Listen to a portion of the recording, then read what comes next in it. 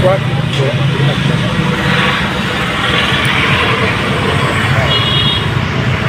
सुनीता देवीदास पावशेरे, कल्ली लिंबाळा, माजी सरपंच.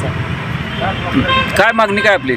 आमची मागणी 16 गावी खेडी जी आहे तर पाणी पुरवठा योजना आहे ती काम पूर्ण झाले आहे पण मंजूर झाली नाही. तर त्यामध्ये आमचंही कल्ली लिंबाळा म्हणून गाव आहे. तर आमची पहिलेची 76 लाख जी थकबाकी आहे ती शासनाने माफ करावी किंवा भरावी असं आमचं म्हणणं आहे. तर मी त्यासाठी जिल्हाधिकारी कार्यालयासमोर उपोषण करत आहे.